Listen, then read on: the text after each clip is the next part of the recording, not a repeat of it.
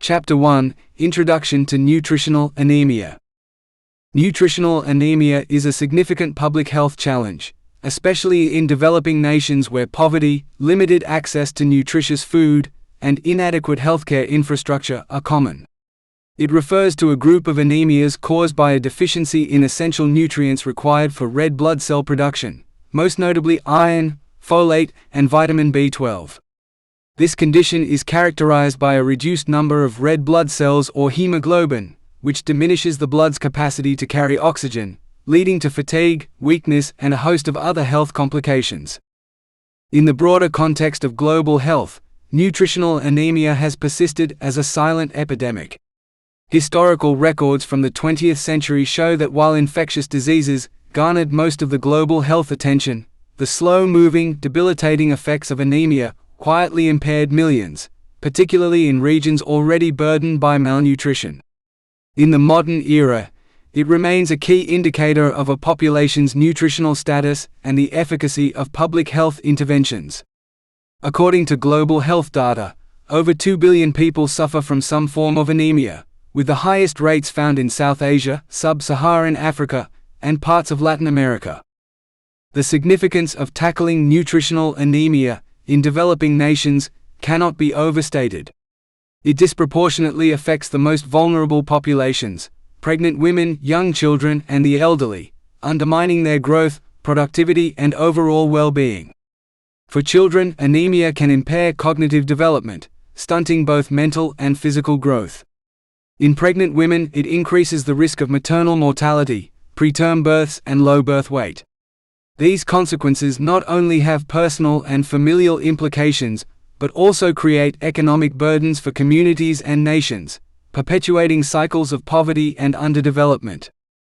Despite its prevalence, nutritional anemia often remains underdiagnosed and undertreated in resource-limited settings. This is due in part to the nonspecific nature of its symptoms, which can be mistaken for other conditions or overlooked entirely.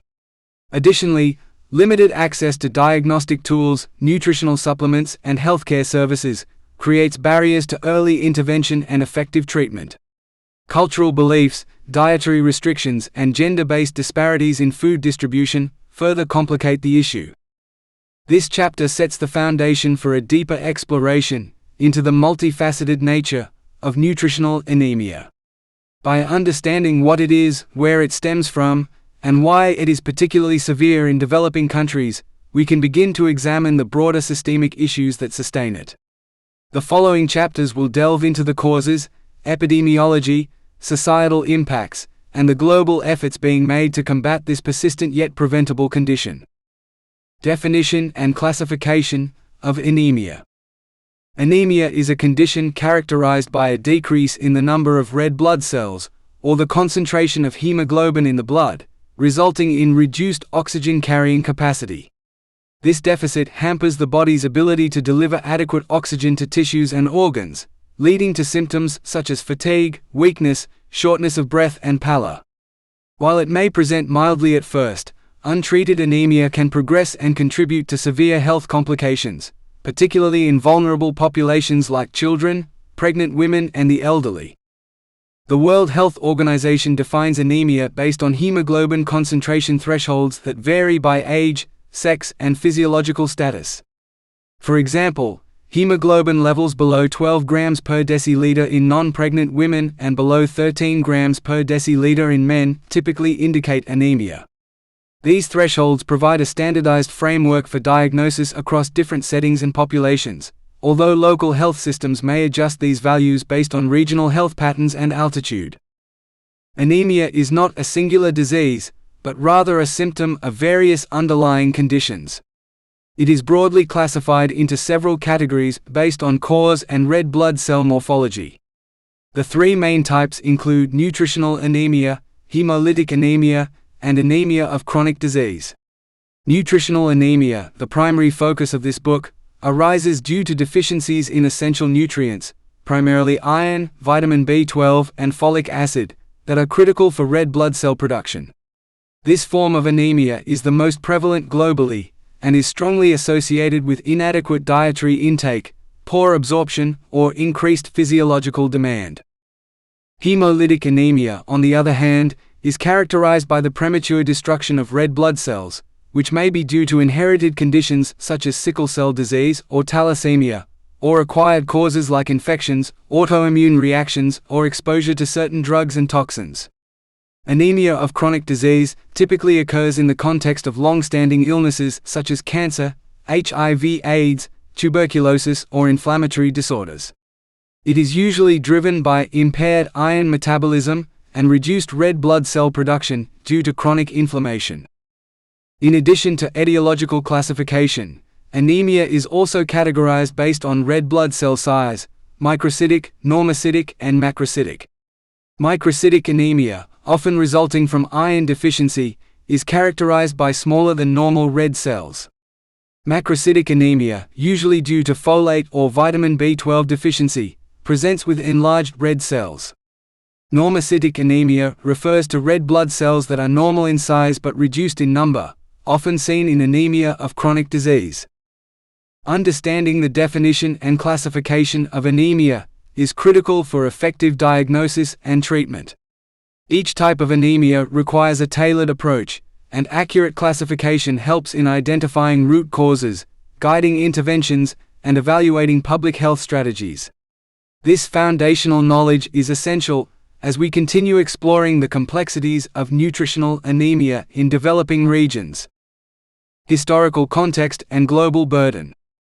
Anemia has been recognized as a public health issue for centuries, with early descriptions dating back to ancient medical texts from Egypt, Greece, and China. These early accounts often referred to conditions resembling anemia, though they lacked the scientific understanding we have today. By the 19th and early 20th centuries, medical advancements allowed for a clearer identification of anemia's various forms, particularly iron deficiency anemia. At that time, cases were often associated with poverty, poor sanitation, and inadequate nutrition, issues that continue to plague developing nations in the modern era. The historical context of nutritional anemia is closely tied to the broader history of global inequality. During colonial times, the disruption of traditional agricultural systems and the introduction of cash crops in many developing regions contributed to widespread malnutrition. Local diets, once rich and diverse, were often replaced with monotonous carbohydrate-heavy foods lacking in essential micronutrients. This shift laid the foundation for widespread nutritional deficiencies, including iron deficiency anemia, particularly among women and children. Public health efforts in the mid-20th century began to identify anemia as a critical barrier to national development, linking it to poor school performance, low work productivity, and increased maternal and infant mortality. In the contemporary era, nutritional anemia remains a massive global health challenge. According to the World Health Organization, more than 30% of the world's population is anemic, with the highest prevalence rates found in developing countries across South Asia, Sub-Saharan Africa, and parts of Latin America. Iron deficiency anemia accounts for approximately half of all anemia cases globally, and it disproportionately affects women of reproductive age and children under 5. In many countries, anemia prevalence in these groups exceeds 40%, a level considered a severe public health problem. The global burden of anemia extends beyond health and into economic and social dimensions. Anemic individuals often suffer from reduced physical and cognitive performance, which lowers educational attainment in children and work productivity in adults. This leads to decreased economic output and increased healthcare costs, creating a cycle of poverty and underdevelopment. In regions where healthcare systems are already strained, the widespread prevalence of anemia adds further pressure, complicating efforts to reduce maternal and child mortality and improve quality of life. Addressing the global burden of nutritional anemia requires a multifaceted approach. This includes improving dietary diversity, expanding access to fortified foods, enhancing healthcare services, and addressing underlying socioeconomic inequalities. As we move forward in this book, It is crucial to keep this historical and global perspective in mind to fully grasp the magnitude and complexity of the issue. Importance of addressing nutritional anemia in developing nations. Nutritional anemia is more than just a medical condition. It is a reflection of broader systemic issues that hinder growth and development in many parts of the world. In developing nations, where access to basic healthcare, adequate nutrition and social support systems is often limited, the consequences of nutritional anemia are far-reaching. It affects not only individual health, but also the economic stability and long-term progress of entire communities. Addressing this condition is essential for breaking the cycle of poverty, improving quality of life, and achieving sustainable development. One of the most urgent reasons to prioritize nutritional anemia in developing nations is its impact on maternal and child health. Pregnant women with anemia are at a higher risk of complications during childbirth, including hemorrhage and death. Anemic mothers are more likely to give birth to low birth weight infants, who themselves face a higher risk of infant mortality, developmental delays, and chronic illness later in life. Children who grow up with anemia often struggle in school due to impaired cognitive development and reduced attention spans, leading to lower educational achievement and fewer economic opportunities in adulthood. Beyond the household, anemia has serious implications for workforce productivity and national economies. Adults suffering from anemia tend to experience fatigue, weakness, and reduced stamina, which affects their ability to work effectively, particularly in labor-intensive industries such as agriculture, manufacturing, and construction. In economies that rely heavily on manual labor, the cumulative effect of an anemic workforce can significantly lower productivity and economic output. This, in turn, can limit a nation's ability to invest in education, infrastructure, and healthcare, further perpetuating cycles of disadvantage. Nutritional anemia also weakens immune systems, making individuals more susceptible to infections and illnesses.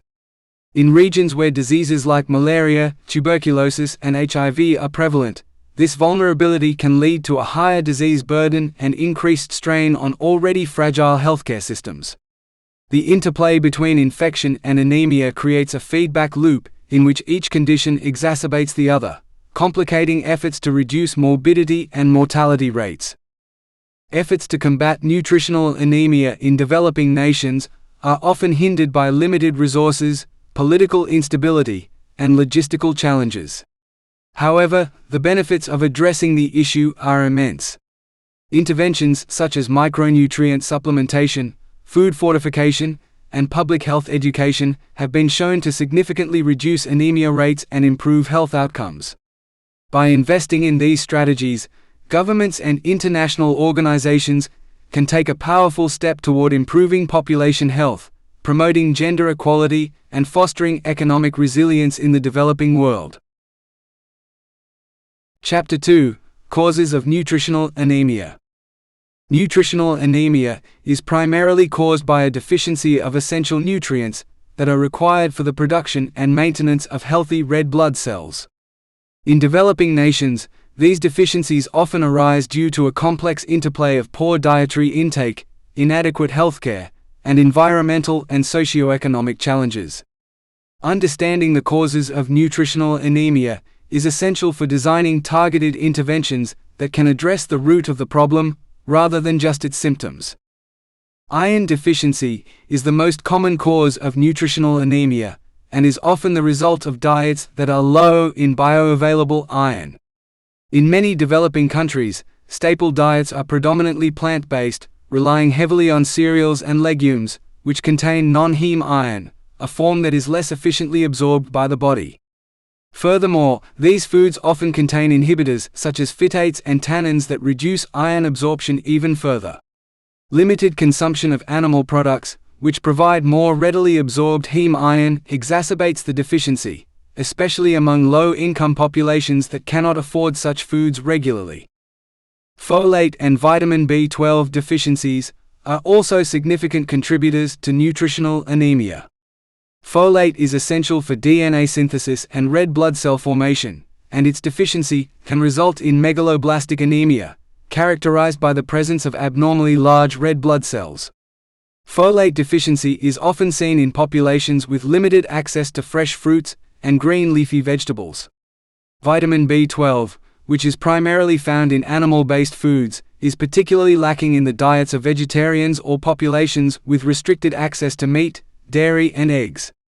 In some cases, poor absorption due to gastrointestinal disorders or parasitic infections also contributes to vitamin B12 deficiency.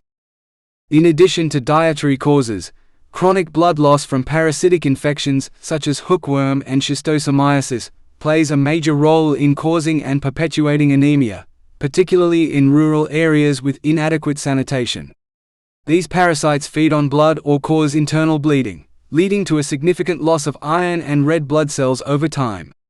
Malaria, another prevalent condition in many developing countries, contributes to anemia by destroying red blood cells and disrupting normal hematopoiesis. Overall, the causes of nutritional anemia in developing nations are multifactorial and often interconnected. Malnutrition, infections, poverty, and poor health infrastructure create a vicious cycle that makes both prevention and treatment challenging. To break this cycle, a comprehensive understanding of these causes must inform public health strategies that address not only nutritional deficits but also the broader systemic issues that sustain them. Iron deficiency and dietary inadequacies. Iron deficiency is the most widespread and well-documented cause of nutritional anemia globally, and it remains especially prevalent in developing nations.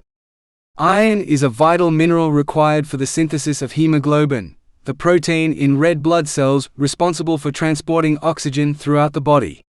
When the body lacks sufficient iron, it cannot produce adequate hemoglobin, leading to a reduced oxygen-carrying capacity of the blood and the onset of anemia. The symptoms, such as fatigue, dizziness, shortness of breath, and pallor, can significantly impair daily functioning and quality of life, particularly in physically demanding environments. In many developing countries, the root cause of iron deficiency lies in dietary inadequacies. Diets in low-income regions are often monotonous, relying heavily on staple foods such as rice, maize, or wheat, which contain low levels of bioavailable iron. These grains primarily provide non-heme iron, which is absorbed less efficiently by the body than heme iron found in animal-based products like meat, poultry, and fish. Furthermore, plant-based diets often include substances such as phytates, oxalates, and tannins, commonly found in legumes, tea, and certain vegetables, which inhibit iron absorption in the gastrointestinal tract. As a result, even when iron is present in the diet, it may not be absorbed in adequate quantities. Cultural and economic barriers further complicate the problem. In many households, especially in rural or impoverished areas, animal source foods are consumed sparingly or not at all due to their high cost or due to religious or cultural dietary practices. Women and children are often the most affected, as food distribution within households may favor male members, and the higher iron requirements during menstruation, pregnancy, and early childhood are not met. The consequence is a widespread chronic state of iron deficiency that undermines both physical health and cognitive development. Additionally, frequent illnesses and parasitic infections common in developing countries, such as malaria, hookworm, and chronic diarrhea, can worsen iron deficiency by increasing the body's iron needs or by causing iron loss through internal bleeding and inflammation. These factors compound the effects of a poor diet and make it even harder for the body to maintain healthy iron levels. Addressing iron deficiency through dietary improvement is essential but often challenging in low-resource settings. Strategies such as dietary diversification, iron supplementation, and food fortification with iron have shown success in reducing the burden of iron deficiency anemia. However, these interventions must be paired with broader efforts to combat poverty, improve health education, and ensure access to healthcare to create lasting change. Vitamin B12 and folate deficiencies. Vitamin B12 and folate are essential nutrients required for DNA synthesis, red blood cell formation, and neurological function. Deficiencies in either can result in megaloblastic anemia, a condition characterized by the presence of abnormally large, immature red blood cells in the bone marrow and peripheral blood. While often overshadowed by iron deficiency in public health discourse, B12 and folate deficiencies are significant contributors to the burden of nutritional anemia, particularly in developing nations where access to diverse and nutrient-rich foods is limited. Folate, or vitamin B9, is found in a variety of plant-based foods, including leafy green vegetables, legumes, and citrus fruits. However, the availability and consumption of these foods may be inconsistent in many low-income regions due to seasonal variations, poor agricultural infrastructure, and food insecurity. Cooking practices also play a role, as folate is highly sensitive to heat and can be destroyed during prolonged cooking. As a result, even when folate-containing foods are consumed, their nutritional value may be significantly reduced by the time they reach the plate. Vitamin B12, on the other hand, is found almost exclusively in animal source foods such as meat, fish, eggs, and dairy. This makes deficiency more common in populations that rely heavily on plant-based diets, whether due to cultural, religious, or economic reasons. In regions where animal products are scarce or unaffordable, such as parts of South Asia and sub-Saharan Africa, B12 deficiency can be widespread. The problem is particularly concerning for pregnant and lactating women, as well as for infants and young children, whose nutritional needs are higher and more sensitive to deficiency. Beyond dietary causes, absorption issues also contribute to deficiencies. Vitamin B12 requires a specific protein called intrinsic factor for absorption in the small intestine. Infections, gastrointestinal diseases such as atrophic gastritis, and parasitic infestations common in developing countries can impair this process, making B12 deficiency more likely even when dietary intake is sufficient. Folate absorption can similarly be affected by intestinal inflammation or malabsorption syndromes, further compounding the issue in areas where gastrointestinal disorders are prevalent. The consequences of B12 and folate deficiencies extend beyond anemia. Neurological complications, including memory loss, irritability, and in severe cases, irreversible nerve damage, are associated with prolonged B12 deficiency. Folate deficiency in pregnancy increases the risk of neural tube defects in infants, making early intervention crucial. Addressing these deficiencies requires a combination of strategies, including education on dietary diversity, food fortification programs, and targeted supplementation for high-risk groups, particularly women and children. Tackling B12 and folate deficiencies is a key step toward a comprehensive solution to nutritional anemia in the developing world. Infections and parasitic contributions. In developing nations, the burden of nutritional anemia is compounded by a high prevalence of infections and parasitic diseases. These health conditions not only weaken the immune system and deplete nutrient stores but also directly impair the body's ability to produce and maintain healthy red blood cells. The link between infection and anemia is particularly strong in environments where sanitation is poor, healthcare access is limited, and malnutrition is already widespread. One of the most significant contributors to anemia in many tropical and subtropical regions is malaria. Caused by the Plasmodium parasite and transmitted by mosquitoes, malaria destroys red blood cells during its life cycle, leading to acute or chronic anemia depending on the frequency and severity of infection. In children and pregnant women, two of the most vulnerable groups, malaria-associated anemia is a major cause of hospitalization, developmental delays, and maternal mortality. Furthermore, the inflammation caused by malaria can suppress the bone marrow's ability to produce new red blood cells, compounding the effects of red cell destruction. Parasitic worm infections, particularly hookworm, whipworm, and schistosomiasis, also play a central role in causing anemia in the developing world. Hookworm infection, which occurs through skin contact with contaminated soil, causes blood loss at the site of attachment in the intestines. Over time, this blood loss can lead to chronic iron deficiency, particularly in individuals who already consume diets low in iron. Schistosomiasis, a waterborne parasite, can cause intestinal or urinary tract bleeding, which similarly contributes to iron loss and anemia. Infections such as these are most common in rural areas where open defecation and lack of access to clean water are still major challenges. Additionally, Frequent bacterial and viral infections contribute to what is known as anemia of inflammation or anemia of chronic disease. In these cases, the immune system's response to prolonged or repeated infections disrupts iron metabolism and impairs the production of erythropoietin, the hormone responsible for red blood cell production. Conditions such as tuberculosis, HIV/AIDS, and chronic diarrhea can lead to this form of anemia, making treatment more complex than simply addressing nutrient deficiencies.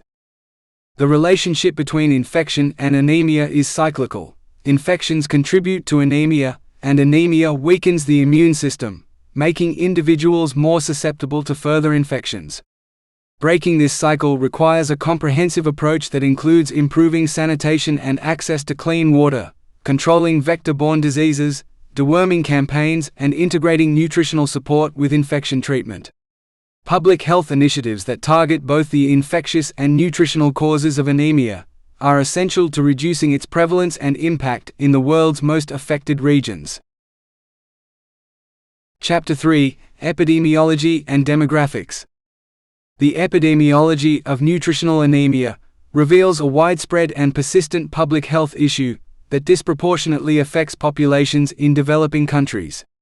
Understanding who is most affected and where the burden lies is crucial for formulating targeted interventions and allocating resources effectively. Nutritional anemia is not evenly distributed. Rather, it is shaped by a complex interaction of socioeconomic status, geography, gender, age, and existing health infrastructure. Globally, it is estimated that over 2 billion people suffer from anemia, with the majority of cases occurring in low- and middle-income countries. South Asia and Sub-Saharan Africa carry the highest burden, where over 50% of children under the age of 5 and nearly 40% of women of reproductive age are anemic. In contrast, prevalence rates in developed regions are significantly lower, often below 10% in similar demographic groups. This disparity reflects differences in dietary diversity, access to fortified foods, healthcare availability, and control over infectious diseases. Women, particularly those of reproductive age, are among the most vulnerable groups affected by nutritional anemia. Menstruation, pregnancy, and lactation significantly increase the body's demand for iron and other nutrients. In many developing nations, gender inequality further compounds this issue, as women may have limited access to nutrient-rich foods, healthcare, and education. Maternal anemia is closely associated with poor pregnancy outcomes, including preterm birth, low birth weight, and increased risk of maternal mortality, making it a critical concern in reproductive health. Children under 5 are another high-risk group. During early childhood, rapid growth increases nutritional requirements, particularly for iron, folate, and vitamin B12. When these needs are not met, often due to inadequate complementary feeding practices or low-quality diets, anemia can develop quickly. Anemic children are more susceptible to infections, developmental delays, and poor academic performance later in life, perpetuating the cycle of poverty and underachievement. Elderly populations and individuals with chronic illnesses also experience high rates of anemia, although these demographics are often underreported in developing countries.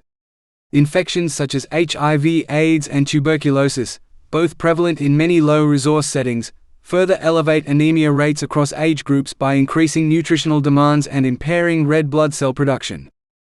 The demographic data on nutritional anemia underscore the urgent need for targeted strategies that consider age, gender, and regional vulnerabilities.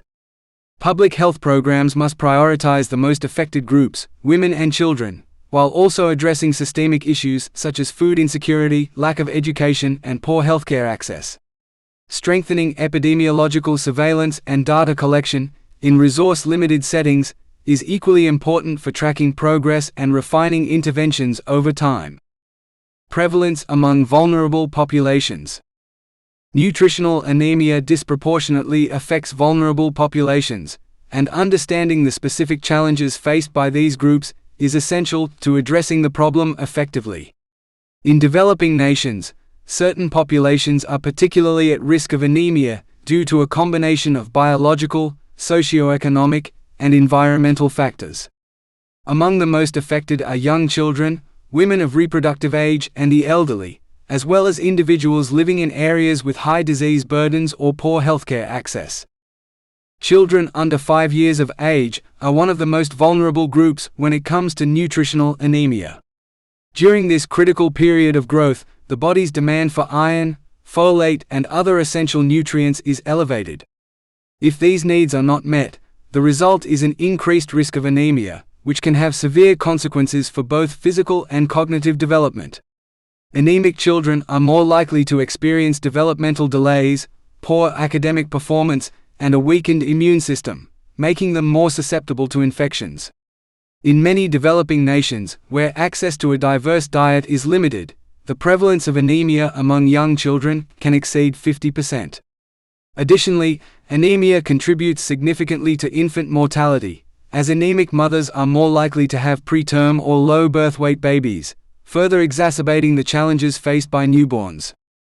Women of reproductive age are another highly vulnerable group, especially during menstruation, pregnancy, and lactation.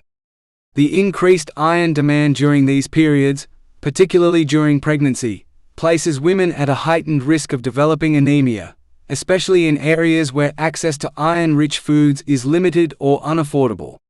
In pregnancy, anemia is associated with higher rates of maternal morbidity and mortality, as well as adverse outcomes such as preterm birth, low birth weight, and poor fetal development. Globally, anemia affects approximately 40% of pregnant women in low-income regions, a statistic that underscores the urgent need for targeted interventions to improve maternal health. The elderly population, though often overlooked in the context of nutritional anemia, is also at increased risk, particularly those with chronic illnesses such as diabetes, chronic kidney disease, or cancer. These conditions can contribute to anemia through mechanisms such as inflammation, poor nutrient absorption, or blood loss. Additionally, the elderly often experience malnutrition due to factors like decreased appetite, difficulty accessing nutritious foods, and limited mobility. In areas with inadequate healthcare, these factors can lead to a higher prevalence of anemia among older adults, further complicating their health and well-being. In regions with high disease burdens, such as malaria, tuberculosis, and parasitic infections, anemia is even more prevalent. These diseases directly affect red blood cell production or lead to blood loss, further exacerbating existing nutritional deficiencies. As such, addressing anemia among vulnerable populations requires a multifaceted approach that includes not only improving nutrition, but also addressing the underlying health and socioeconomic factors that contribute to the problem. Gender and age-related trends. Gender and age-related trends play a significant role in the prevalence and severity of nutritional anemia, particularly in developing nations. Understanding how anemia affects different genders and age groups is essential for crafting effective interventions and targeting the populations most at risk. In many low-income countries, social, cultural, and economic factors contribute to gender disparities, while age-related physiological differences influence the body's nutritional needs, making certain groups more susceptible to anemia. Women, especially those of reproductive age, are more likely to suffer from anemia compared to men. This is primarily due to the increased nutritional demands associated with menstruation, pregnancy, and lactation. Menstruating women experience regular blood loss, which depletes iron stores, and in the absence of sufficient dietary iron, this can lead to iron deficiency anemia. Pregnancy further exacerbates the risk, as the body requires additional iron to support fetal growth, placenta formation, and the increase in blood volume. Without adequate iron intake, pregnant women are at heightened risk for complications such as preterm birth, low birth weight, and maternal mortality. In many parts of the world, especially where iron-rich foods are limited or inaccessible, anemia during pregnancy is a leading cause of maternal morbidity and mortality. Cultural practices and gender roles also exacerbate anemia in women. In many developing nations, women and girls are often the last to eat, consuming fewer nutrient-dense foods than male family members. Moreover, women in low-income households may lack the resources to purchase adequate amounts of food, particularly meat and other iron-rich foods. This imbalance in food distribution within households contributes to higher rates of anemia among women and girls. While women are generally more affected by anemia than men, age-related trends show that certain groups of children and the elderly are also highly vulnerable. Children under the age of 5 are at a critical stage of development and have high nutritional needs to support growth and cognitive development. In many low-income regions, children's diets are often deficient in essential nutrients like iron, folate, and vitamin B12, leading to a high prevalence of anemia. The impact of anemia on young children can be severe, impairing physical growth, weakening the immune system, and causing developmental delays that affect educational outcomes and long-term well-being. The elderly are also at increased risk for anemia, although the causes are different from those in women and children. In older adults, anemia is often associated with chronic conditions such as chronic kidney disease, cancer, or gastrointestinal disorders, which can impair nutrient absorption or lead to blood loss. Additionally, aging can result in changes to the digestive system, reducing the body's ability to absorb iron and other nutrients, further increasing the risk of anemia. In summary, gender and age-related factors are critical in understanding the epidemiology of nutritional anemia. Addressing these trends requires a holistic approach that considers the specific needs and vulnerabilities of women, children, and the elderly. Gender-sensitive nutritional interventions, alongside strategies aimed at improving access to healthcare and education, are essential for reducing anemia in these high-risk populations.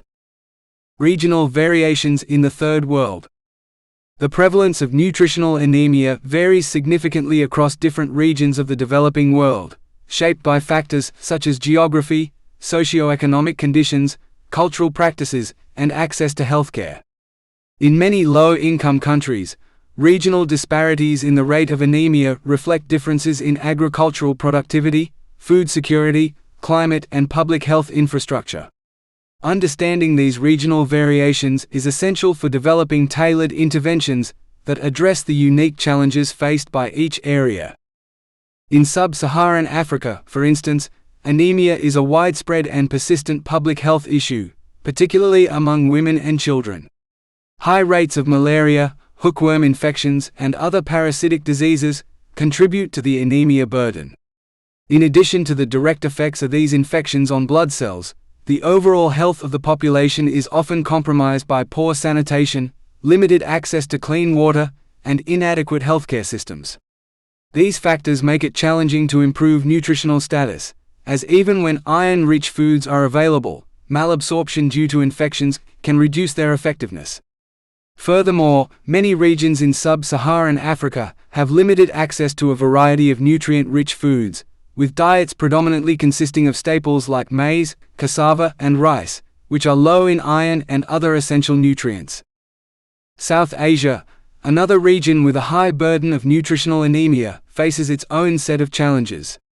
The combination of poor dietary habits, gender inequalities, and high rates of infectious diseases such as tuberculosis and diarrhea contribute to high anemia prevalence, particularly among women and children.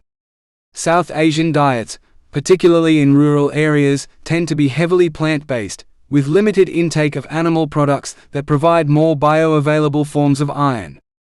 As in Africa, iron deficiency anemia is common, but other deficiencies, such as those of folate and vitamin B12, also contribute to the problem. In addition, cultural factors such as dietary restrictions and the prioritization of food for male family members often lead to women consuming fewer nutrients, exacerbating the anemia situation. In Latin America, anemia rates are somewhat lower than in sub-Saharan Africa and South Asia, but regional disparities still exist. Rural areas and impoverished communities in countries such as Guatemala, Honduras, and Nicaragua often have higher rates of anemia due to food insecurity, poor access to healthcare, and the prevalence of parasitic infections. In urban areas, although the availability of iron-rich foods may be higher, inequalities in income and education still result in significant gaps in nutrition, leading to anemic conditions among marginalized populations. Southeast Asia also shows considerable regional variation in anemia prevalence.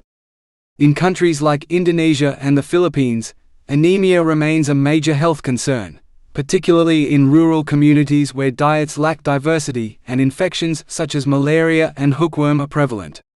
In contrast, countries with better healthcare systems, such as Thailand and Malaysia, have lower rates of anemia, though rural areas still experience higher prevalence due to limited access to quality nutrition and healthcare.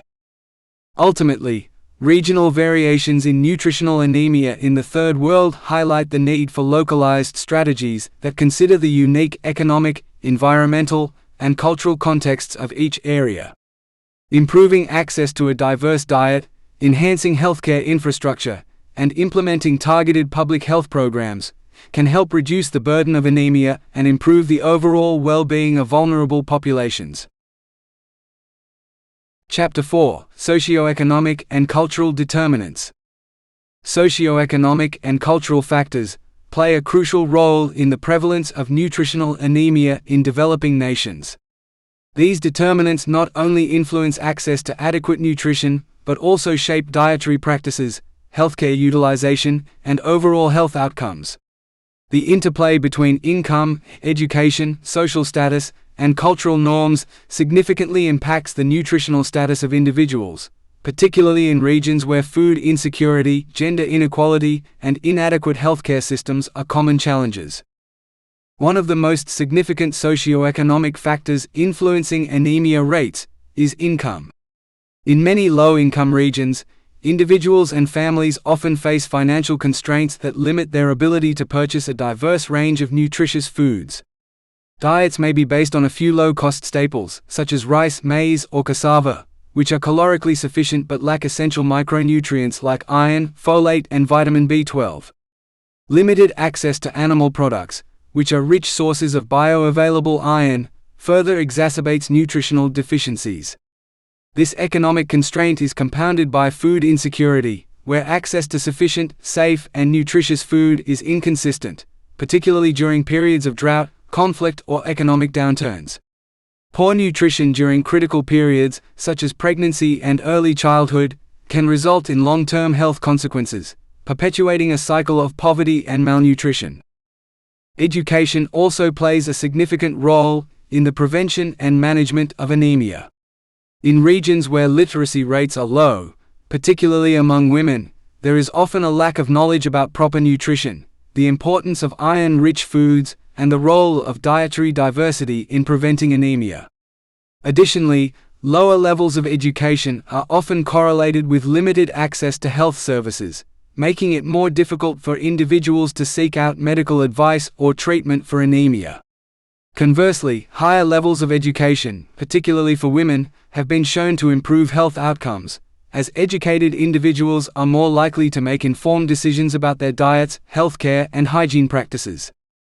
Cultural factors also have a profound impact on anemia rates. In many developing countries, cultural practices dictate food consumption patterns, which can either contribute to or mitigate nutritional deficiencies. In some societies, there are taboos or restrictions on certain foods that could provide essential nutrients, such as animal-based products, which are rich in bioavailable iron. For example, religious or cultural beliefs may discourage the consumption of meat or dairy, particularly among women and children, who are at higher risk for developing anemia. Furthermore, traditional gender roles often result in women and girls being the last to eat or receiving less nutritious food than male family members, exacerbating iron deficiency and other forms of malnutrition among females. Social inequalities and gender discrimination further complicate the issue. Women in many developing regions are more likely to be nutritionally disadvantaged, as they often have less access to resources and healthcare. This is particularly true for pregnant women, who face increased nutritional demands but may not have the same access to food or medical care as their male counterparts. Addressing these cultural and socioeconomic determinants requires multifaceted interventions that promote education, gender equality, and economic empowerment, while also improving access to nutritious foods and healthcare services. In conclusion, Addressing nutritional anemia in developing nations requires a comprehensive approach that considers both socio-economic and cultural factors. By improving education, reducing poverty, and challenging harmful cultural norms, it is possible to reduce the burden of anemia and improve the overall health of vulnerable populations. Dietary customs and cultural beliefs. Dietary customs and cultural beliefs play a significant role in shaping the nutritional habits of individuals in developing nations. These cultural practices, often passed down through generations, influence the types of foods consumed, the frequency of meals, and the methods of food preparation. While many of these practices are deeply rooted in tradition and community, they can sometimes contribute to poor nutrition, particularly in the case of anemia, by limiting access to essential nutrients. In many cultures, certain foods are considered more desirable or nutritious than others based on long-standing beliefs about their health benefits. However, these perceptions do not always align with nutritional science. For example, in some regions, animal products like red meat, which are rich in iron, may be reserved for special occasions or not consumed at all due to religious beliefs or social status. Similarly, vegetables and fruits that are high in folate or vitamin C may be overlooked in favor of more starchy foods that are considered staple or filling. These dietary patterns can contribute to deficiencies in essential nutrients like iron, vitamin B12, and folate, which are critical for preventing anemia. Cultural beliefs around food preparation and consumption also affect nutrient absorption. For instance, the practice of soaking or fermenting grains to improve digestibility can reduce the bioavailability of certain nutrients like iron, especially when paired with foods that inhibit iron absorption, such as tea or coffee. Similarly, in some cultures, food taboos during pregnancy or infancy may prevent women from consuming iron-rich foods, exacerbating the risk of anemia for both the mother and the child. Social norms and gender roles also influence the dietary habits that contribute to anemia. In many developing countries, women and children often eat last or receive smaller portions of food, especially in households with limited resources. This can lead to an insufficient intake of iron and other essential nutrients, particularly for pregnant women, who have higher nutritional needs. Gender inequality in food distribution may thus exacerbate the nutritional challenges faced by women and children, making them more vulnerable to anemia. Changing these deeply ingrained cultural practices and beliefs requires a sensitive, community-based approach that respects traditions while promoting nutritional education and awareness. Public health initiatives can work alongside community leaders to encourage dietary modifications that improve nutrition without disregarding cultural values. This approach can help shift attitudes toward more inclusive and balanced diets, ensuring that communities have access to the essential nutrients required to prevent nutritional anemia. In conclusion, dietary customs and cultural beliefs are pivotal in shaping nutritional habits in developing nations. While these traditions are important for social cohesion and identity, they can also limit access to the nutrients necessary for good health. By understanding and working within cultural frameworks, healthcare providers and public health initiatives can address the root causes of anemia and improve nutritional outcomes in these regions. Poverty and food insecurity. Poverty and food insecurity are inextricably linked to the prevalence of nutritional anemia in developing nations. These socioeconomic conditions are primary drivers of inadequate nutrition, which in turn leads to deficiencies in essential vitamins and minerals, particularly iron, folate, and vitamin B12. In many low-income regions, poverty limits access to a varied and nutrient-rich diet, exacerbating the risk of anemia, particularly among vulnerable populations such as women, children, and the elderly. Poverty is a significant barrier to securing an adequate and diverse diet. Families living below the poverty line often prioritize inexpensive, calorie-dense foods that are low in essential micronutrients. These foods, such as white rice bread or starchy tubers, may fill the stomach but lack the vitamins and minerals required for maintaining good health. As a result, individuals in these communities are more likely to suffer from nutritional deficiencies, including anemia. When financial resources are scarce, people are forced to make difficult choices about what to eat, and nutrient-rich foods such as meats, legumes, vegetables, and fruits may become unaffordable or inaccessible. This creates a vicious cycle where poor nutrition leads to anemia, which in turn weakens the immune system, making individuals more vulnerable to infections and further hindering their ability to work and earn an income. Food insecurity, which is often a direct consequence of poverty, further exacerbates the problem. In many developing nations, access to sufficient, safe, and nutritious food is inconsistent due to factors such as climate change, economic instability, and inadequate agricultural infrastructure. Droughts, floods, and other natural disasters can disrupt food production and distribution, leading to spikes in food prices and limited availability of nutritious foods. For households already struggling financially, these disruptions make it even more challenging to access the nutrients needed to prevent or treat anemia.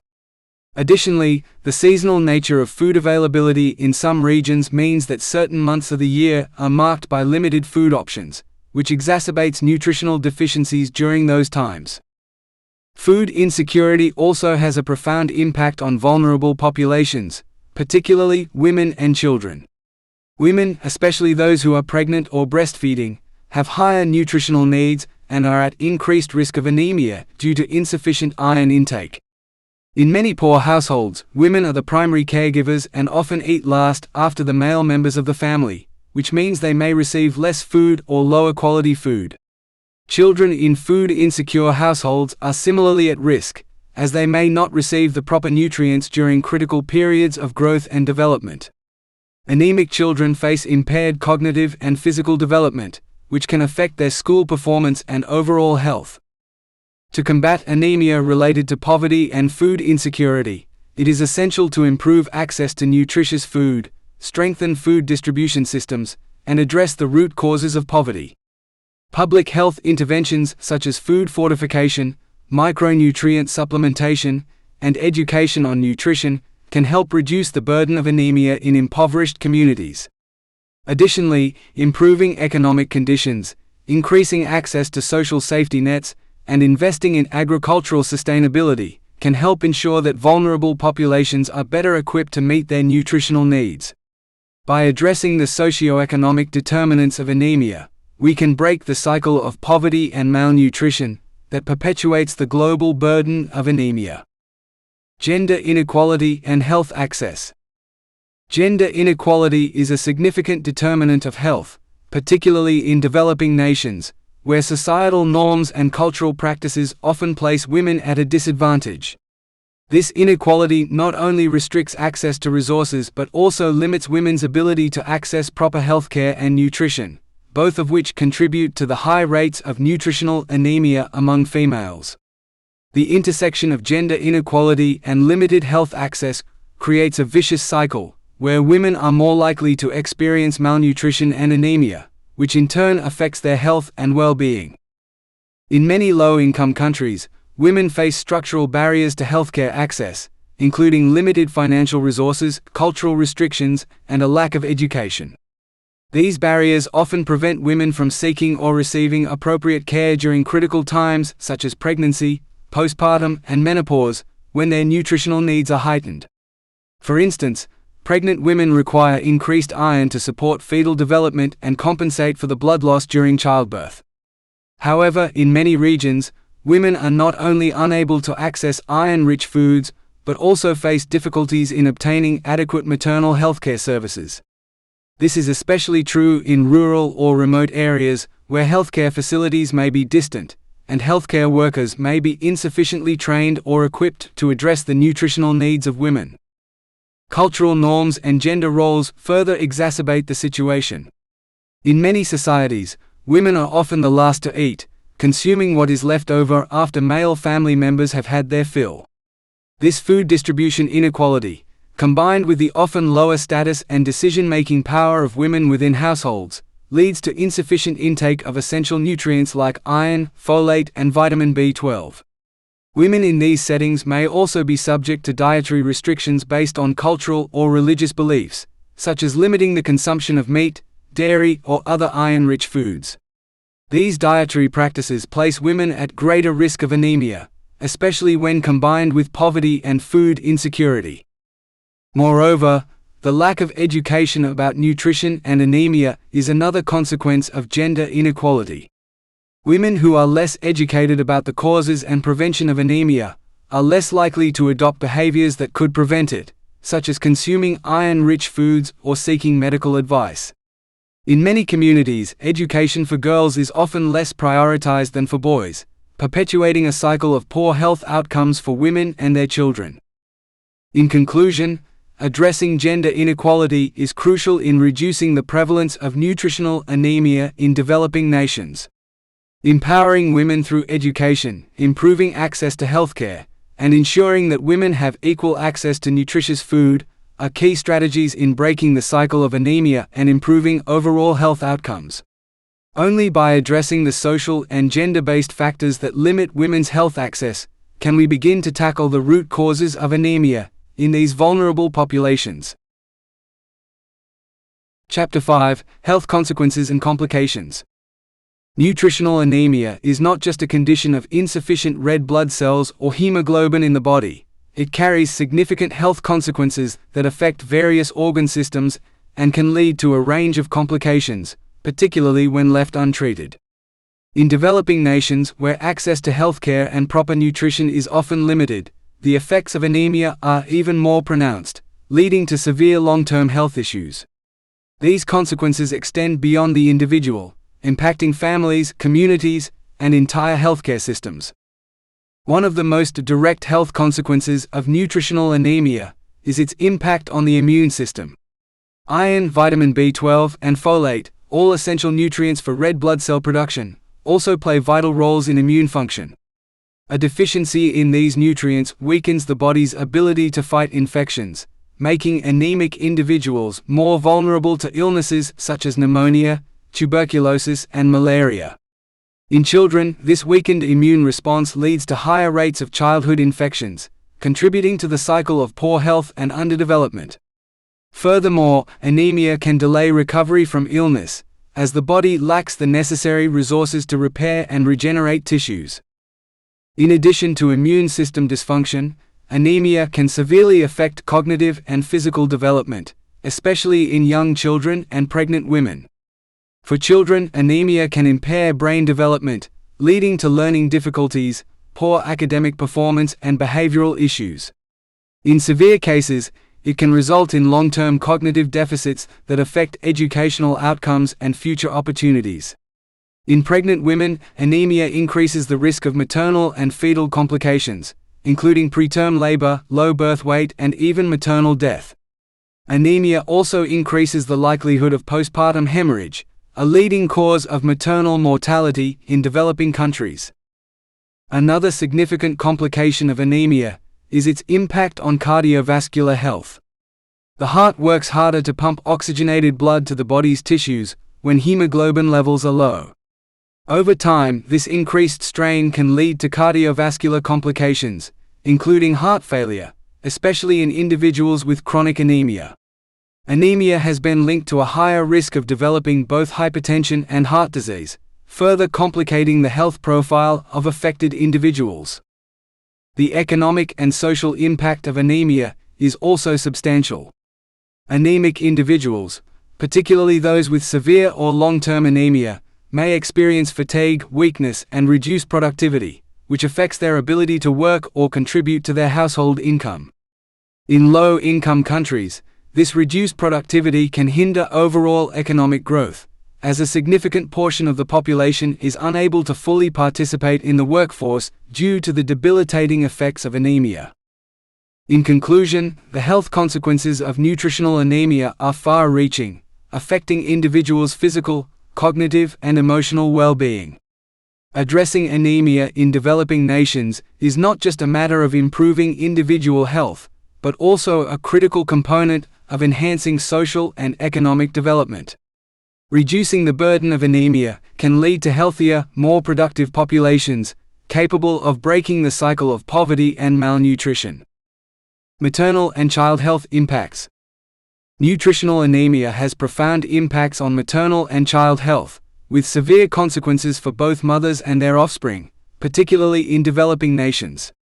In these regions, where access to healthcare and proper nutrition is often limited, anemia exacerbates existing health challenges and contributes to high rates of maternal and infant morbidity and mortality.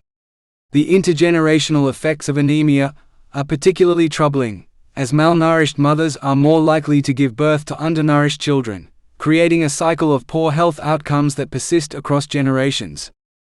For pregnant women, anemia significantly increases the risk of complications during pregnancy, labor, and delivery. During pregnancy, the body requires additional iron to support the growing fetus and placenta, as well as the increased blood volume. When iron intake is insufficient, maternal anemia can lead to preterm labor, low birth weight, and stillbirth. The risks are heightened for women who are already malnourished or who face socioeconomic barriers to accessing proper health care. Anemic women are also more likely to experience postpartum hemorrhage, a leading cause of maternal death in developing countries. Postpartum anemia can delay recovery and complicate breastfeeding, further compromising the health of both mother and child. The effects of anemia on maternal health extend to long-term consequences as well. Anemic women often experience fatigue, weakness, and reduced immune function, which can hinder their ability to care for their newborns and participate in daily activities. In communities with limited healthcare resources, these ongoing health challenges can reduce a mother's quality of life and her ability to provide the necessary care for her family, affecting her long-term well-being and economic productivity. For infants and young children, the effects of anemia are equally concerning. Anemia in early childhood can have significant developmental consequences, particularly in terms of cognitive and physical growth. Children with anemia often experience delayed motor skills, difficulty concentrating, and reduced academic performance. Severe or chronic anemia can impair brain development, leading to long-term learning disabilities and lower educational attainment. In many cases, anemia in infancy and early childhood can increase the risk of other infections, as the immune system is weakened by nutritional deficiencies. Moreover, maternal anemia contributes to a higher incidence of low birth weight and preterm births, both of which are linked to higher rates of neonatal morbidity and mortality. Newborns born to anemic mothers are more likely to face developmental delays and a greater susceptibility to infections. Without proper nutrition and medical intervention, these children are more likely to experience poor health outcomes in early childhood and beyond. In conclusion, the impacts of nutritional anemia on maternal and child health are far-reaching and multifaceted. Addressing anemia in women of reproductive age and young children is critical for improving maternal and child health outcomes. Comprehensive strategies, including better access to prenatal care, nutrition education, iron supplementation, and improved food security, are essential to reducing the health burden of anemia and breaking the cycle of poor maternal and child health. Cognitive and physical developmental issues. Nutritional anemia, particularly in its severe or chronic form, has profound effects on both cognitive and physical development, especially in children. In developing nations, where access to adequate nutrition is often limited, the prevalence of anemia in early childhood is a significant concern, as it can lead to long-term developmental issues that affect both brain function and physical growth. The detrimental effects of anemia on children's cognitive and physical development can hinder their ability to succeed academically and achieve their full potential in life. Anemia, particularly iron deficiency, is closely linked to impaired cognitive development in children. Iron is a crucial component of hemoglobin and plays an essential role in oxygen transport to the brain. Inadequate iron levels during critical stages of brain development, such as early childhood, can lead to deficits in memory, learning, and concentration. Children with anemia often struggle with attention span, language development, and problem-solving skills. Studies have shown that anemic children tend to score lower on standardized cognitive tests and may exhibit behavioral issues, such as irritability or poor social interactions, which further complicate their educational experience. This cognitive impairment can persist into adolescence and adulthood, potentially reducing their ability to complete education, attain gainful employment, and contribute productively to society. The physical consequences of anemia are also significant. Children with severe or chronic anemia often experience stunted growth, as the body prioritizes the limited nutrients available for survival over development. These children may have delayed motor skills, weakened muscles, and decreased stamina, which can affect their ability to engage in physical activities and participate fully in daily life. Anemic children are more prone to fatigue, which limits their participation in school, play, and social interactions, further contributing to physical and cognitive delays. In addition to physical growth delays, anemia also weakens the immune system, making children more vulnerable to infections and illnesses, which can further impede physical development. Frequent illness in anemic children can result in cycles of malnutrition and underdevelopment, as they may not receive adequate nourishment during periods of illness or recovery.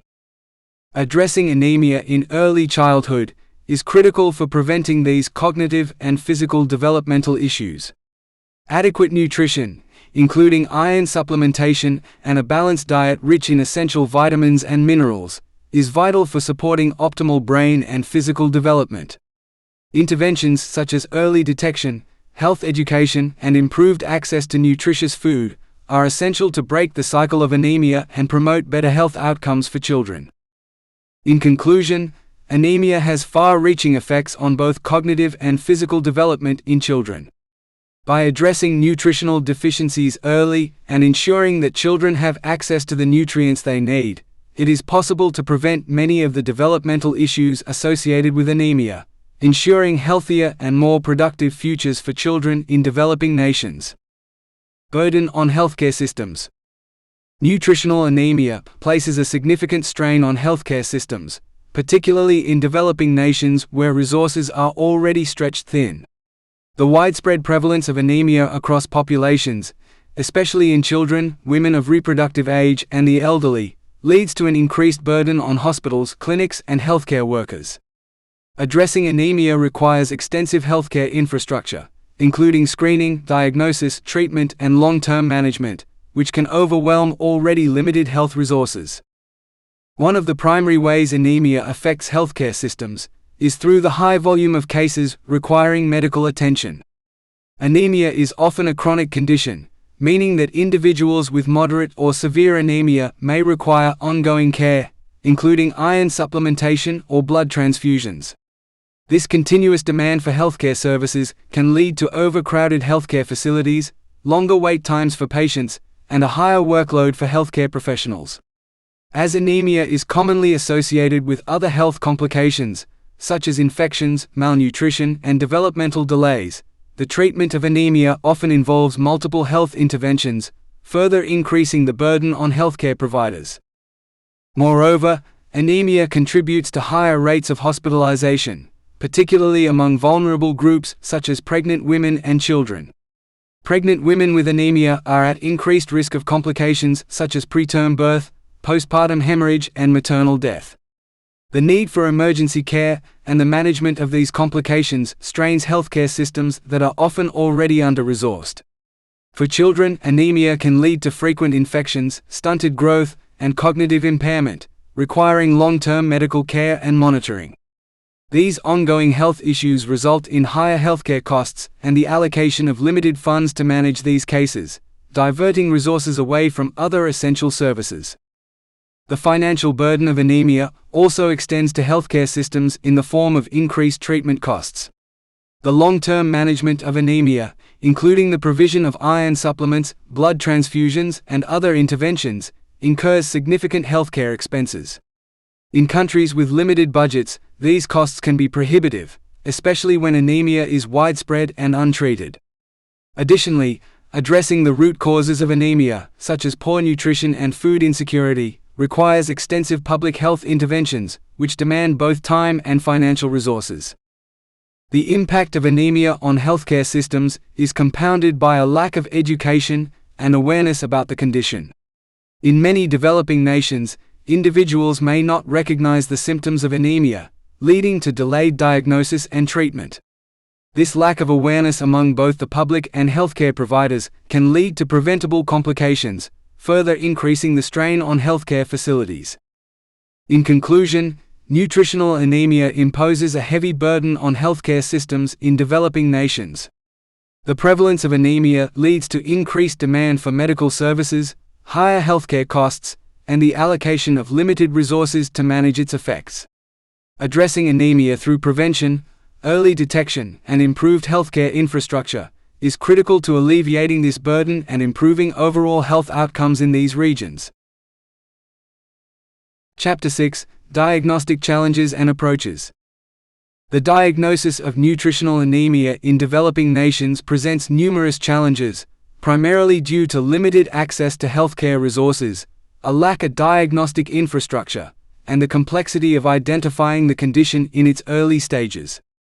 Given that anemia can result from a variety of causes, including iron, vitamin B12, and folate deficiencies, infections, and other underlying health conditions, diagnosing it requires comprehensive clinical evaluation, laboratory tests, and a detailed understanding of local nutritional patterns and health practices. One of the key challenges in diagnosing nutritional anemia is the lack of accessible healthcare facilities and diagnostic tools. In many low-income regions, medical infrastructure is underdeveloped, and healthcare workers often lack access to the necessary equipment to carry out blood tests or advanced diagnostics. The absence of basic diagnostic tools like hemoglobin meters, complete blood count, CBC tests, and iron studies often delays the detection of anemia, leading to missed or incorrect diagnoses. Without these basic tools, healthcare providers may rely on clinical signs and symptoms such as fatigue, pale skin, and weakness, which are often not specific enough to differentiate anemia from other conditions, further complicating diagnosis. Another challenge is the overlap of anemia with other common diseases in developing countries, such as malaria, tuberculosis, and hookworm infections. These conditions can exacerbate the symptoms of anemia, making it difficult to determine whether anemia is the primary issue or a secondary condition resulting from an infection.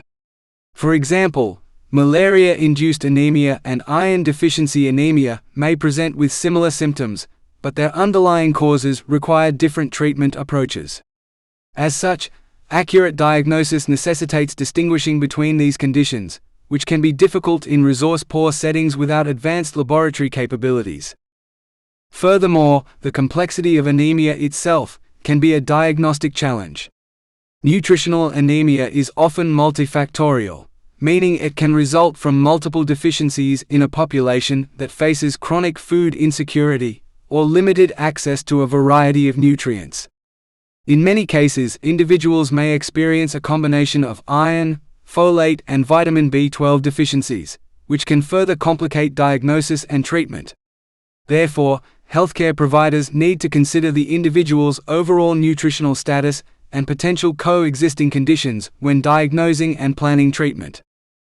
Approaches to improving diagnosis include enhancing healthcare infrastructure, increasing the availability of essential diagnostic tools, and training healthcare workers in the early identification of anemia and its potential causes. Implementing point-of-care diagnostic tests, such as portable hemoglobin meters and rapid diagnostic tests for common infectious diseases, could significantly improve diagnostic accuracy. Additionally, greater community awareness about the symptoms and risks of nutritional anemia, coupled with educational programs for healthcare providers, would help facilitate early detection and prompt intervention. In conclusion, diagnosing nutritional anemia in developing nations requires overcoming significant challenges related to infrastructure, diagnostic tools, and the complexity of the condition itself. Strengthening healthcare systems, improving access to diagnostic tools, and enhancing the capacity of healthcare workers are critical steps in ensuring that anemia is accurately diagnosed and effectively treated. Clinical and laboratory diagnostic methods. The diagnosis of nutritional anemia in developing nations often involves a combination of clinical evaluation and laboratory tests. Early identification is crucial to preventing long-term health consequences, yet the availability of diagnostic methods can be limited in resource-constrained settings. Nevertheless, Both clinical and laboratory diagnostic methods are essential for accurately diagnosing anemia, determining its severity, and identifying its underlying causes, which is important for tailoring appropriate treatment strategies. Clinically, the diagnosis of anemia begins with a detailed patient history, including information about dietary habits, socioeconomic status, and any underlying medical conditions that might contribute to anemia. Physical examination plays an essential role in identifying signs of anemia, such as pallor, pale skin and mucous membranes, fatigue, weakness, dizziness, and tachycardia. In children, signs of developmental delays and poor growth may also be indicators of anemia. While these clinical observations can provide important clues, they are not definitive, as symptoms can overlap with other conditions. Therefore, laboratory confirmation is needed for an accurate diagnosis. The most commonly used laboratory test for diagnosing anemia is the hemoglobin level measurement, typically through a blood sample. A hemoglobin concentration below a specific threshold, usually 11 to 13 grams per deciliter for children and non-pregnant women, and 10.5 grams per deciliter for pregnant women, indicates anemia. However, this test only identifies the presence of anemia and does not provide information about its underlying cause. To determine the specific type of anemia, further tests are needed. Iron deficiency anemia, the most prevalent form of nutritional anemia, can be diagnosed through tests such as serum ferritin, transferrin saturation, and serum iron levels. Low levels of ferritin indicate depleted iron stores, while low transferrin saturation and serum iron levels confirm the deficiency. However, serum ferritin can be elevated in the presence of inflammation or infection, which can complicate the interpretation of results. For vitamin B12 and folate deficiencies, blood tests measuring serum levels of these vitamins are useful. A low serum vitamin B12 or folate level, combined with clinical symptoms and a history of poor dietary intake, can confirm the diagnosis. Additionally, a high mean corpuscular volume (MCV) in a complete blood count (CBC) can suggest megaloblastic anemia due to B12 or folate deficiency. In regions where laboratory resources are scarce, point-of-care testing, such as portable hemoglobin meters and rapid diagnostic tests for common infectious diseases, can help improve diagnosis. These methods offer quicker results, although they are not as comprehensive as laboratory-based tests. In conclusion, clinical evaluation, combined with laboratory diagnostic methods, is critical for the accurate diagnosis of nutritional anemia. In resource-limited settings, improving access to diagnostic tools and training healthcare providers to interpret results effectively can help reduce the burden of anemia and its associated health complications. Barriers to accurate diagnosis in low-resource settings. Accurately diagnosing nutritional anemia in low-resource settings presents numerous challenges, many of which are tied to limitations in infrastructure, access to medical supplies, and insufficient healthcare personnel. These barriers can delay diagnosis, leading to underdiagnosis or misdiagnosis, which exacerbates the health impact of anemia and its associated complications in vulnerable populations. One of the most significant barriers to accurate diagnosis is the lack of diagnostic infrastructure. In many low-resource settings, healthcare facilities may lack the necessary equipment to perform basic diagnostic tests, such as complete blood counts, CBC, serum iron tests, or vitamin levels. Without access to these essential tools, healthcare providers are left to rely on clinical symptoms alone, which can often be nonspecific and misleading. Fatigue, pallor, and weakness, for example, are common symptoms of anemia, but can also be attributed to other conditions like infections or chronic diseases, leading to an inaccurate diagnosis. The scarcity of skilled healthcare professionals is another critical barrier. In many developing countries, there is a shortage of trained medical personnel capable of identifying the signs of nutritional anemia or interpreting test results.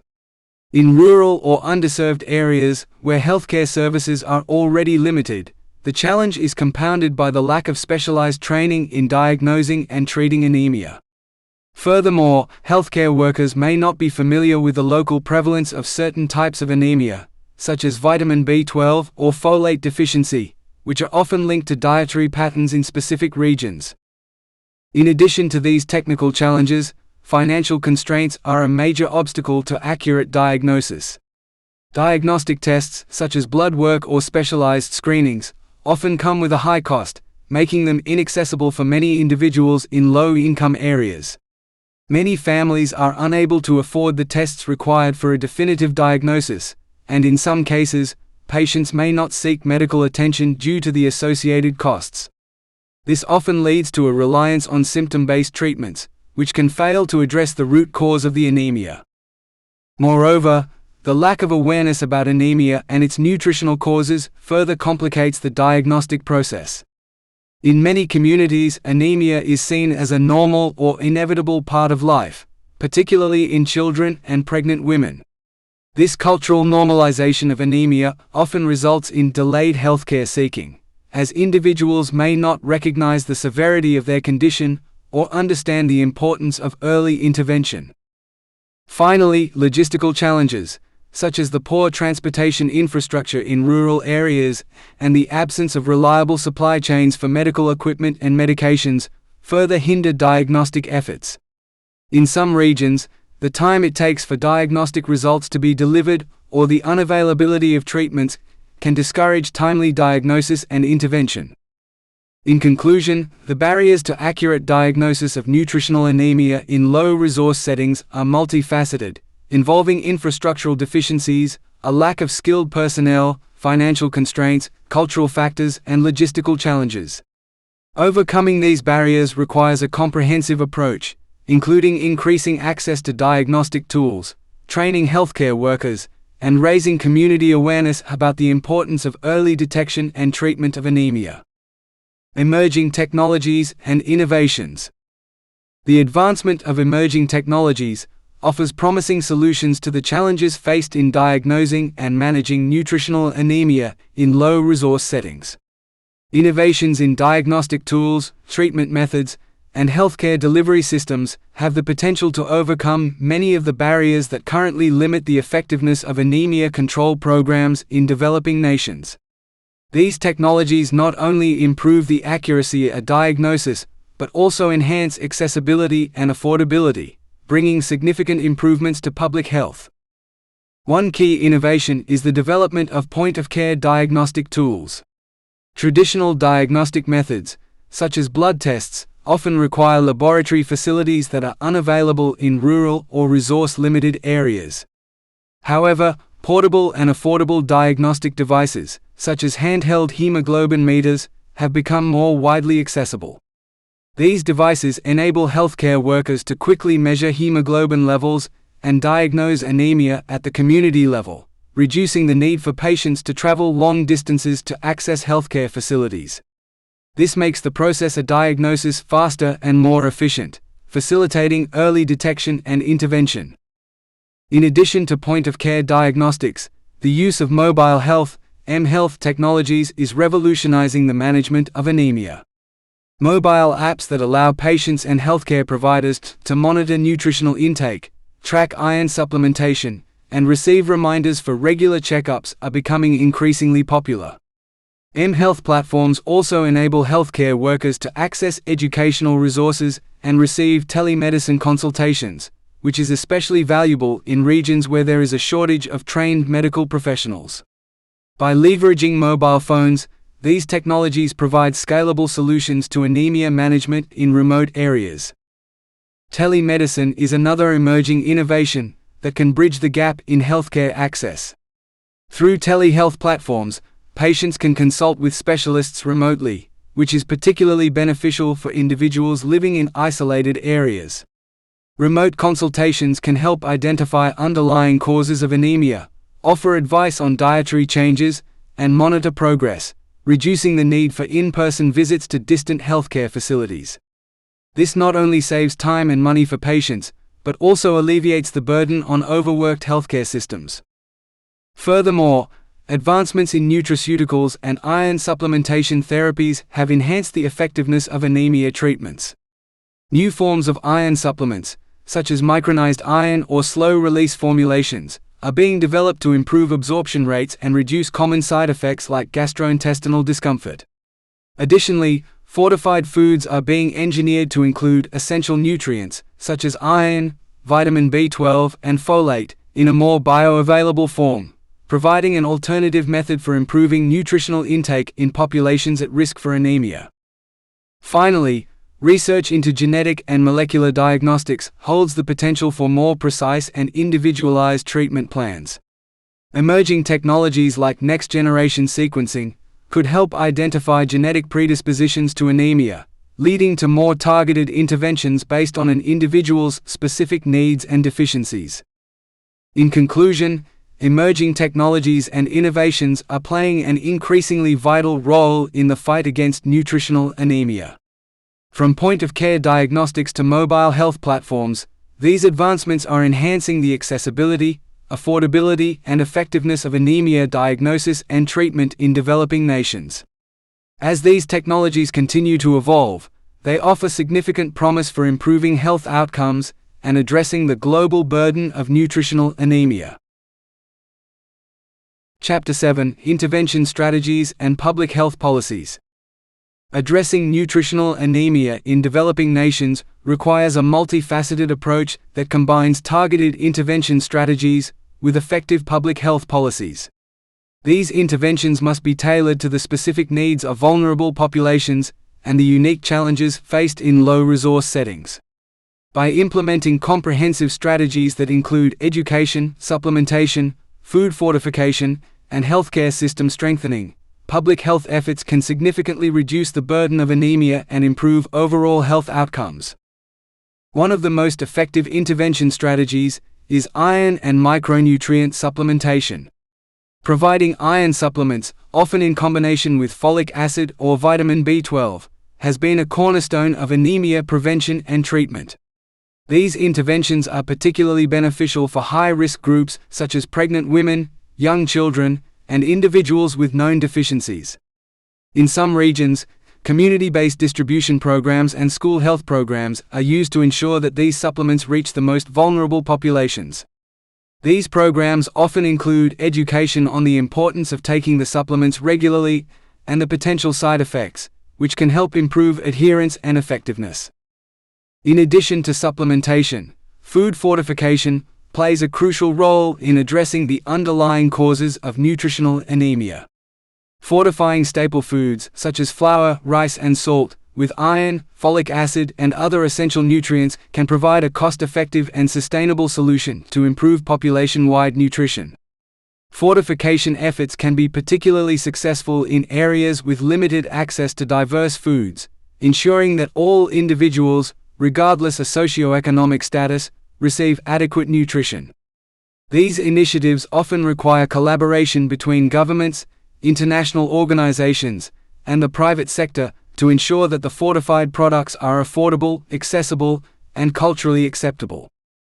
Public health education campaigns are another vital strategy in combating nutritional anemia.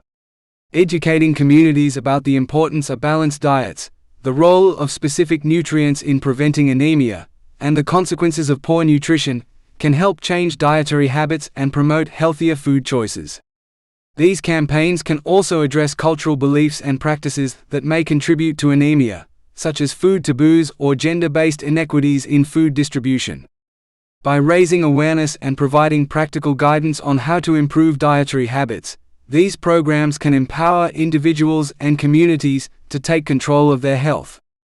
Strengthening healthcare systems is also essential for the successful prevention and treatment of anemia. In many low-resource settings, healthcare systems are understaffed and lack the infrastructure to diagnose and treat anemia effectively. Investing in healthcare worker training, improving diagnostic capabilities, and ensuring access to essential medicines are critical steps in building a more resilient healthcare system that can better address anemia. Furthermore, integrating anemia prevention and treatment into broader health programs, such as maternal and child health initiatives, can improve efficiency and reach. In conclusion, addressing nutritional anemia in developing nations requires a comprehensive approach that combines supplementation, food fortification, education, and healthcare system strengthening. By implementing evidence-based interventions and public health policies, countries can make significant progress in reducing the prevalence of anemia and improving the health and well-being of their populations. Food fortification and supplementation programs. Food fortification and supplementation programs are crucial interventions for combating nutritional anemia in developing nations. These programs address micronutrient deficiencies that are often the root causes of anemia, particularly in populations with limited access to diverse, nutrient-rich foods. Through fortification, essential nutrients like iron, folic acid, and vitamin B12 are added to staple foods, while supplementation provides targeted nutrients to at-risk groups. Both strategies are effective tools in the fight against anemia, providing long-term solutions that can be integrated into public health systems. Food fortification is one of the most cost-effective strategies to improve public health nutrition. By adding essential nutrients to commonly consumed foods, such as wheat flour, rice, salt, and oils, fortification ensures that entire populations, including those in rural and hard-to-reach areas, have access to the nutrients needed to prevent anemia. Iron fortification is particularly beneficial in addressing iron deficiency anemia, which is the most common type of nutritional anemia worldwide. In many countries, iron is added to salt or flour, which are dietary staples, ensuring widespread coverage. When done properly, food fortification reaches individuals who may not have access to supplements, or who have limited knowledge of the importance of a balanced diet. Supplementation programs, on the other hand, target specific groups that are most at risk for anemia, including pregnant women, young children, and people with existing health conditions. Iron and folic acid supplements are typically distributed through healthcare clinics or community health programs. These programs are often implemented in conjunction with antenatal care, ensuring that pregnant women receive the necessary nutrients to prevent anemia and support healthy fetal development. Supplementation is also crucial for young children, who are highly vulnerable to the effects of anemia on their cognitive and physical development. Providing these groups with the necessary micronutrients helps to reduce the incidence of anemia and its associated health impacts. While food fortification and supplementation programs have proven effective in many settings, there are challenges in ensuring their sustainability and effectiveness. One challenge is ensuring proper adherence to supplementation regimens, as people may forget to take their supplements or experience side effects, such as gastrointestinal discomfort. Additionally, fortification programs must be carefully monitored to ensure that the added nutrients are absorbed efficiently and do not interact negatively with other dietary components. In conclusion, food fortification and supplementation programs are vital components of public health strategies to combat nutritional anemia in developing nations.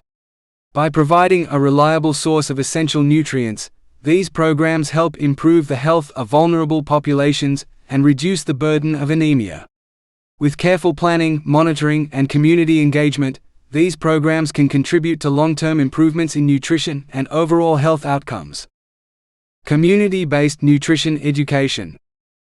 Community-based nutrition education plays a pivotal role in addressing nutritional anemia, especially in developing nations where limited health infrastructure and cultural practices often hinder effective intervention. These education programs aim to raise awareness, promote healthy dietary behaviors, and empower individuals and communities with the knowledge needed to prevent and manage anemia. By grounding education efforts within communities, such initiatives foster greater engagement, cultural relevance, and long-term behavioral change. In many regions affected by nutritional anemia, lack of knowledge about proper nutrition is a significant barrier. Community-based programs bridge this gap by delivering targeted education on the importance of iron-rich foods, the role of vitamin B12 and folate, and the impact of dietary habits on anemia risk. These programs often involve local health workers, teachers, and community leaders who are trusted figures and can communicate effectively in local languages and cultural contexts. This approach not only improves comprehension, but also increases the likelihood that messages will be accepted and acted upon. One of the strengths of community-based education is its ability to address local dietary patterns and food availability. Educational sessions are often tailored to incorporate foods that are culturally acceptable and locally accessible. For example, rather than promoting expensive supplements or unfamiliar foods, community nutrition workers might highlight affordable iron-rich options such as dark leafy greens, legumes, or fortified staples available in local markets. By demonstrating how to prepare these foods in ways that preserve nutrient content and enhance absorption, such as combining iron-rich foods with vitamin C sources, educators help participants apply the information in practical ways. These programs also serve as a platform for dispelling myths and overcoming harmful cultural beliefs that contribute to poor nutrition. In some communities, taboos restrict women or children from eating certain nutritious foods. Community discussions and participatory learning activities help challenge these norms and encourage more equitable food distribution within households. Involving men and other family members in these sessions can further strengthen community-wide support for healthier practices. Community-based education initiatives are most effective when they are integrated with other health services, such as maternal and child health programs, school feeding schemes, or supplementation efforts. This integrated approach reinforces key messages through multiple channels and ensures that knowledge is accompanied by access to nutritional support. Periodic follow-ups, support groups, and peer educators also help sustain interest and accountability. Ultimately, community-based nutrition education is a low-cost, high-impact strategy that fosters local ownership of health issues and builds a foundation for lasting improvements in nutrition.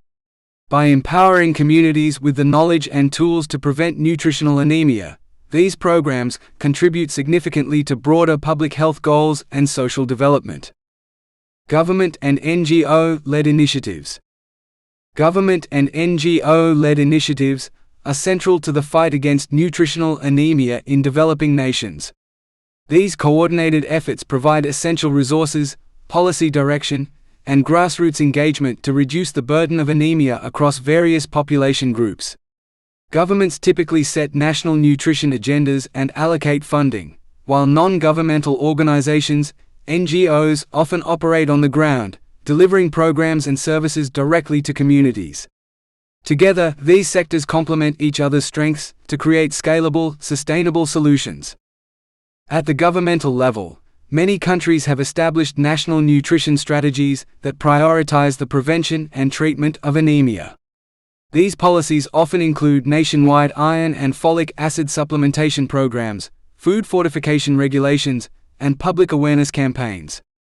Ministries of Health, Education, and Agriculture collaborate to integrate nutrition objectives into broader development plans. For example, school-based nutrition programs, maternal health services, and social protection schemes are often aligned with anemia reduction goals. Governments also play a vital role in monitoring and evaluating progress, enabling evidence-based adjustments to policies and interventions. NGOs, both international and local, are instrumental in delivering community-level programs and piloting innovative approaches.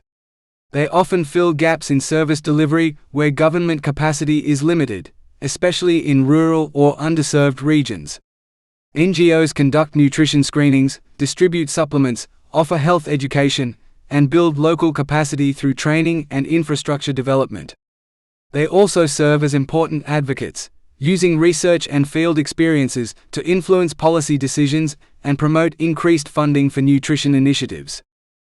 A successful example of collaboration is the implementation of iron fortification in staple foods, such as wheat or rice, which often requires joint efforts between government regulators and NGOs that work with food producers and local communities.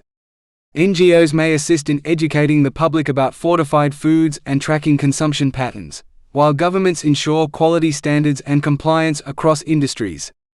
These partnerships enable broad outreach while maintaining accountability and consistency. Emergency contexts, such as humanitarian crises or conflict zones, also highlight the importance of government-NGO cooperation. NGOs are frequently first responders in these situations, distributing micronutrient supplements and fortified foods to displaced or malnourished populations. Governments, in turn, can support these efforts by easing logistics, customs regulations, and providing security or coordination through national disaster response agencies.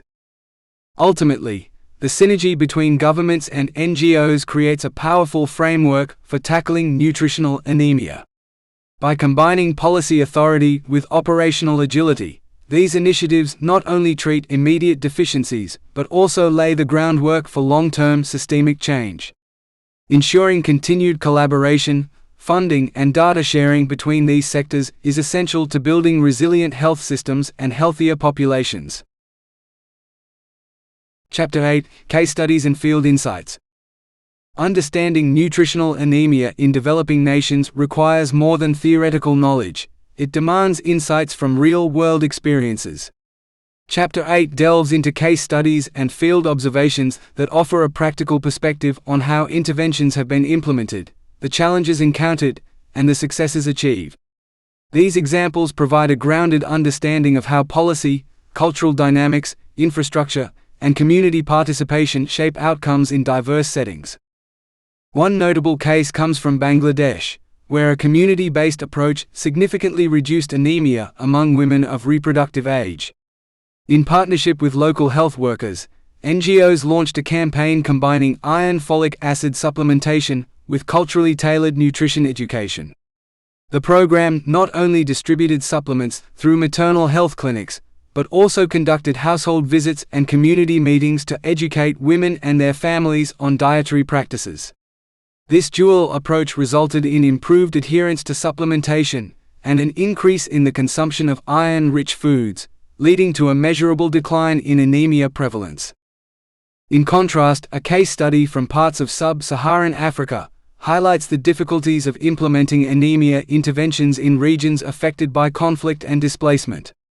In South Sudan, for instance, high rates of anemia persist due to limited healthcare access, food insecurity, and ongoing instability. Efforts by international humanitarian organizations have included emergency distribution of fortified foods and mobile health clinics, yet long-term impact remains constrained by logistical and security challenges. This underscores the need for flexible, adaptive strategies in fragile contexts. India presents a complex case where large-scale governmental programs, like the Anemia Mukt Bharat initiative, aim to address anemia nationwide through a multi-pronged strategy. Despite robust policy frameworks, field data reveals that implementation varies significantly across states, influenced by local governance, resource availability, and community engagement. In states where local leaders champion the program and invest in training frontline workers, notable progress has been made. Conversely, regions with weaker infrastructure continue to struggle with coverage and monitoring. Field insights also highlight the critical role of cultural beliefs and practices in shaping outcomes. In rural Ethiopia, for example, dietary taboos and food-sharing traditions have hindered women's ability to access sufficient iron. Programs that engaged religious leaders and elders in education campaigns proved more effective in shifting these norms, demonstrating the importance of culturally informed strategies. These case studies emphasize that while technical solutions are essential, local context and community involvement are equally crucial. Learning from successes and setbacks in the field not only enhances program design, but also fosters innovation and resilience in tackling nutritional anemia. Successful intervention models, e.g., India, Sub-Saharan Africa. Several countries in developing regions have successfully implemented intervention models that have made significant strides in combating nutritional anemia. India and Sub-Saharan Africa offer notable examples where targeted efforts, integrating multiple approaches, have contributed to improving public health outcomes and reducing the prevalence of anemia. In India, the National Iron Plus initiative represents one of the country's most ambitious attempts to address iron deficiency anemia, particularly among children and pregnant women. Through the distribution of iron and folic acid supplements, along with food fortification strategies, the initiative has been able to reach millions. One of the key successes has been the integration of iron supplementation into existing maternal and child health programs, which has allowed for wide-scale implementation and significant impact. The Indian government has also partnered with the World Health Organization (WHO) and UNICEF to expand these programs, incorporating community health workers and local governments to ensure that iron-rich foods and supplements reach remote areas. The focus on food fortification, particularly in wheat flour and salt, has provided an ongoing, sustainable method of addressing iron deficiencies. Another critical factor in India's success has been its school-based interventions. The midday meal scheme, which provides hot, nutritious meals to children, has been instrumental in addressing both nutritional deficiencies and anemia in children. By including iron-rich foods in these meals and ensuring regular deworming, the program has significantly reduced anemia rates in school-aged children. With the backing of local authorities and schools, the program has successfully engaged families in rural areas, promoting better dietary practices and improving child health outcomes. Sub-Saharan Africa has also witnessed successful models of anemia intervention, particularly through multi-pronged strategies. In countries like Kenya and Tanzania, the combination of iron supplementation, deworming, and public health education has made considerable progress. For example, the Kenya school-based deworming program, which also includes iron supplementation, has helped reduce anemia in school-aged children by addressing both parasitic infections and nutritional deficiencies. This model is built on the successful integration of health programs within the educational system, allowing for easy access and high participation rates among children. In addition to school-based programs, Sub-Saharan Africa has also embraced community health worker initiatives that focus on education, distribution of supplements, and nutritional guidance. These workers, often from within the communities they serve, bridge the gap between remote populations and healthcare systems. Their presence has been crucial in raising awareness, ensuring adherence to treatment, and offering culturally relevant dietary advice. Both India and Sub-Saharan Africa provide evidence that when anemia interventions are holistic, community-driven, and integrated into existing health and education systems, they can lead to lasting improvements in public health, reducing the burden of anemia and its associated complications. Lessons learned from multinational programs. Multinational programs aimed at addressing nutritional anemia in developing nations have provided invaluable lessons that continue to inform global health strategies. These large-scale initiatives, often spearheaded by international organizations in partnership with national governments and NGOs, offer insights into what works, what doesn't, and how approaches can be refined for greater impact. By examining the successes and limitations of these programs, public health stakeholders can better design interventions that are sustainable, inclusive, and contextually appropriate. One of the clearest lessons is the importance of local ownership. Programs that actively involve community members, local health workers, and grassroots organizations tend to see higher levels of acceptance and participation.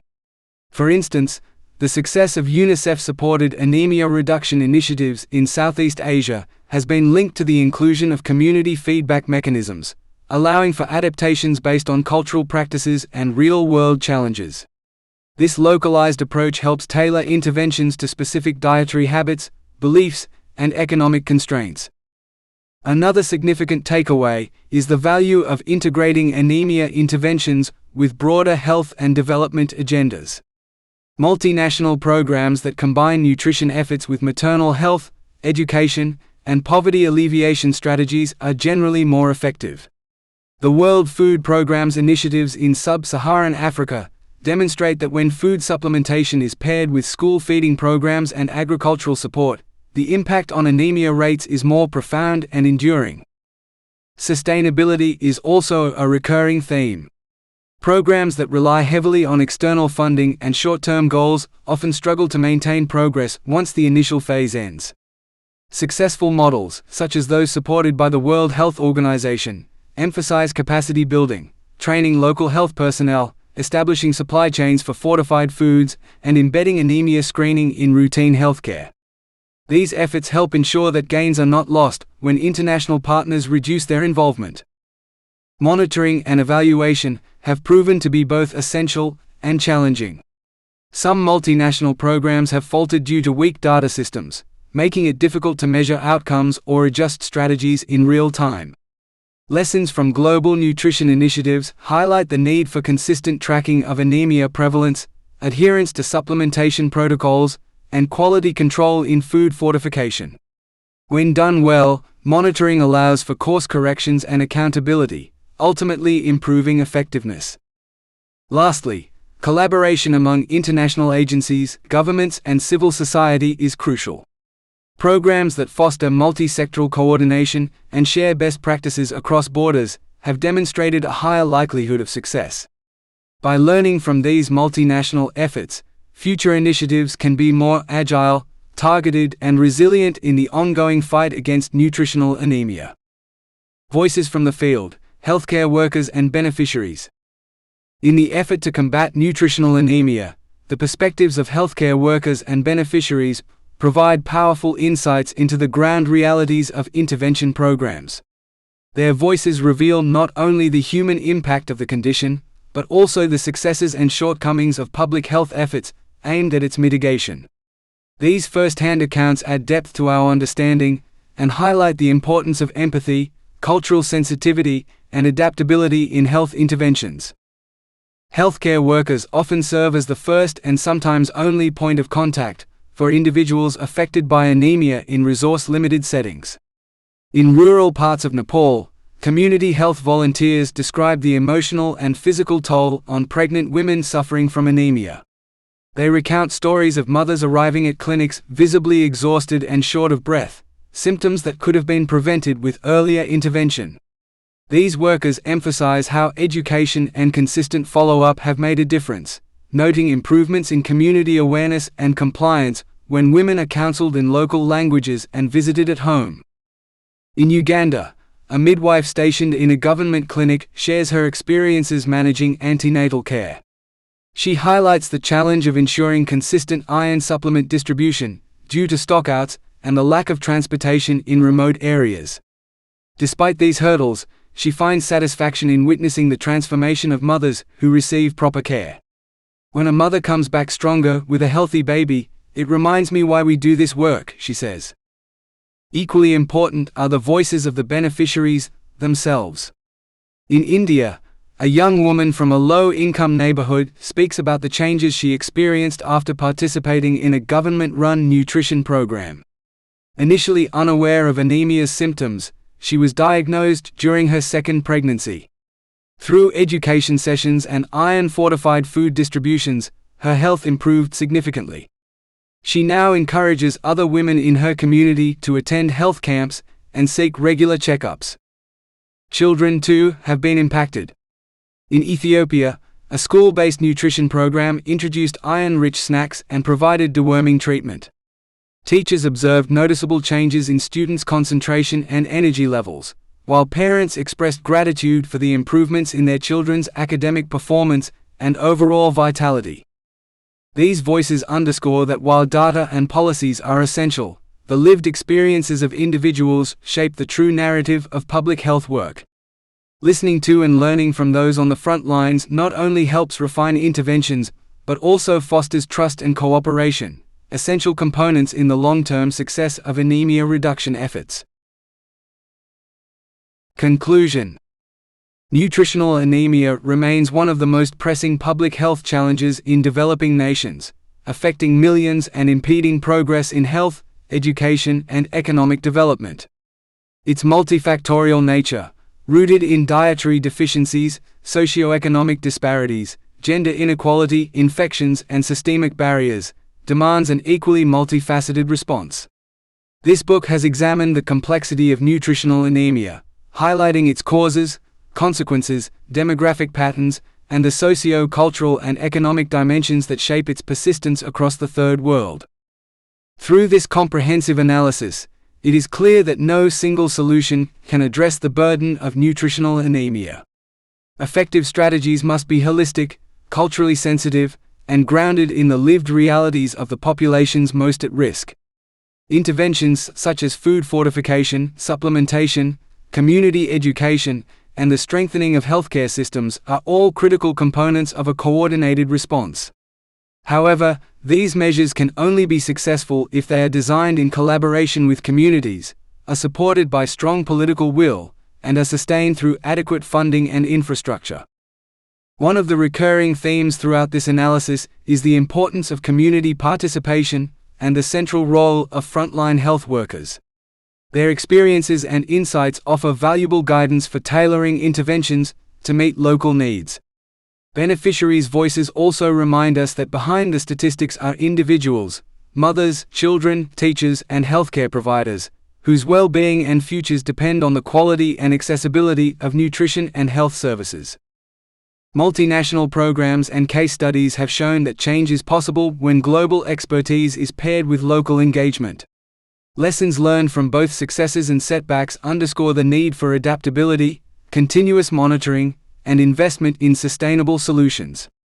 Innovations in diagnostics and delivery systems hold promise, but must be integrated carefully to overcome challenges specific to low-resource settings.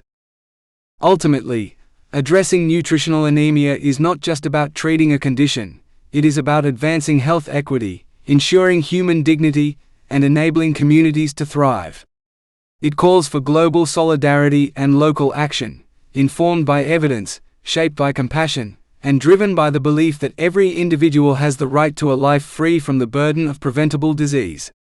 As we move forward, a continued commitment to interdisciplinary collaboration and inclusive policy making will be essential to overcome this long-standing yet entirely solvable public health issue.